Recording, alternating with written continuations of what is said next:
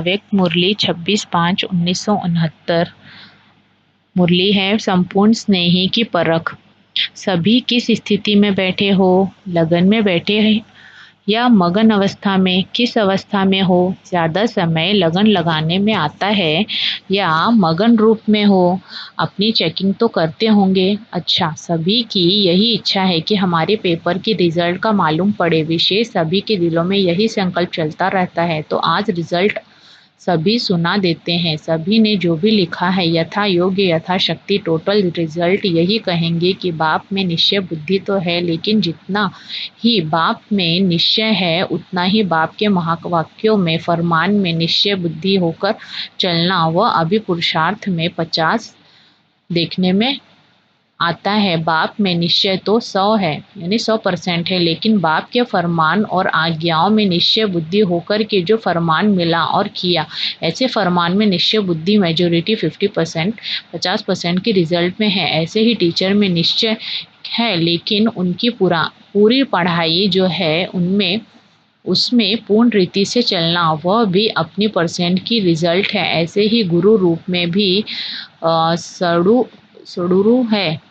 सुरूढ़ है, यह पूरा निश्चय है, लेकिन उनके श्रीमत पर चलना उसकी टोटल रिजल्ट 50% तक है। सब सिर्फ बाप टीचर सदगुरु में निश्चय नहीं, लेकिन इस निश्चय के साथ साथ उनके फरमान, उनकी पढ़ाई और उनके श्रीमत पर भी संपूर्ण निश्चय बुद्धि होकर चलना है। इसमें कमी है जिसको अभी भरना है। स्नेह की निशानी क्या है? संपूर्ण स्नेही की परख क्या होती है? उनका मुख्य लक्ष्य क्या होता है? आप सभी ने जो सुनाया वह तो है ही, लेकिन फिर भी वह स्पष्ट करने के लिए जिसके पास जिसका स्नेह होता है उसका सूरत में उसी स्नेह की सूरत देखने में आती है। उनके नैनों से वही नूर देखने में आता है। उनके मुख से भी स्नेह के बोल निकलते हैं। उनके हर चलन से स्नेह का चित्र देखने में आएगा। उनमें वही स्नेही समाया हुआ होगा। ऐसी अवस्था होनी है। अभी बच्चों और बाप के संस्कारों में बहुत फर्क है। जब समान हो जाएंगे तो आपके संस्कार देखने में नहीं आएंगे, वही देखने में आएंगे। एक एक में बाप को देखेंगे। आप सभी द्वारा बाप का साक्षात्कार होगा, लेकिन अभी वह कमी है। अपने से पूछना है, ऐसे स्नेही बने हैं? स्नेह लगाना भी सहज है, स्नेही स्वरूप बनना यह है फाइनल स्टेज। तो पेपर की रिजल्ट सुनाई। एक कमी है। दूसरी बात जो सभी ने लिखा है उसमें सहन शक्ति की जो रिजल्ट है वह बहुत कम है। जितनी सहन शक्ति होगी उतनी सर्विस में सफलता होगी। संगठन में रहने के लिए भी सहन शक्ति चाहिए। फाइनल पेपर जो विनाश का है उसमें पास होने के लिए भी सहन शक्ति चाहिए। वह सहन शक्ति की रिजल्ट मेजोरिटी में बहुत कम है, इसलिए उसको अब बढ़ाओ। सहन शक्ति कैसे आएगी? जितना स्नेही बनेंगे, जितना जिसके प्रति स्नेह होता है तो स्नेह में शक्ति आ जाती है। स्नेह में सहन शक्ति कैसे आती है?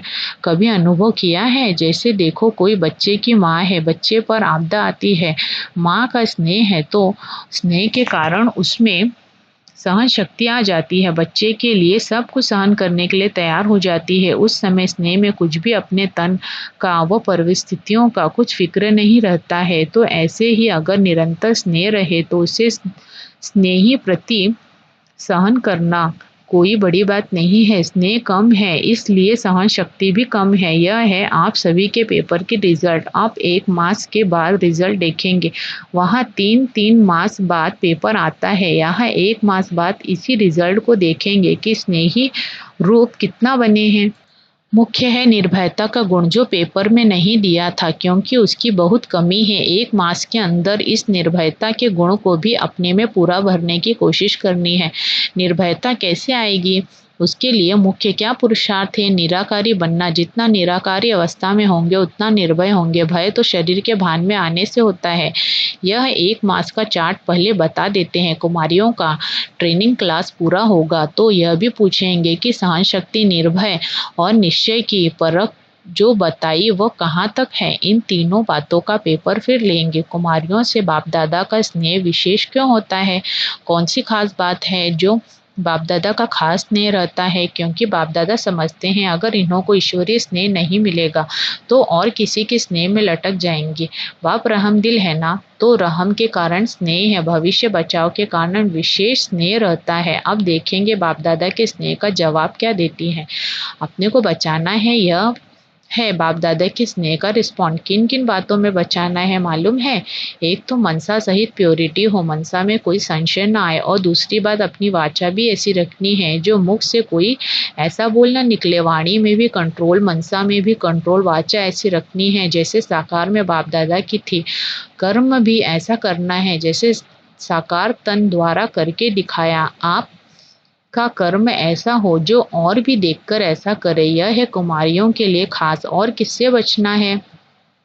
संग दोष से तो बचना ही है। एक और विशेष बात है, अब बहुत रूप से, आत्मा के रूप से, शरीर के रूप से आप सभी को बहकाने वाले बहुत रूप सामने आएंगे, लेकिन उसमें बहकना नहीं है। बहुत परीक्षाएं आएंगी, लेकिन कुछ है नहीं। परीक्षाओं में पास कौन हो सकता है? जिसको परख पूरी होगी। परखने की जितनी शक्ति होगी उतना ही परीक्षाओं में पास होंगे। परखने की शक्ति कम रखते हो, परख नहीं सकते हो कि यह किस प्रकार का विघ्न है, माया किस रूप में आ रही है और क्यों मेरे सामने यह विघ्न आया है, इससे रिजल्ट क्या है। यह परख कम होने के कारण परीक्षाओं में फेल हो जाते हैं। परख अच्छी होगी वह पास हो सकते हैं। अच्छा, ओम शांति।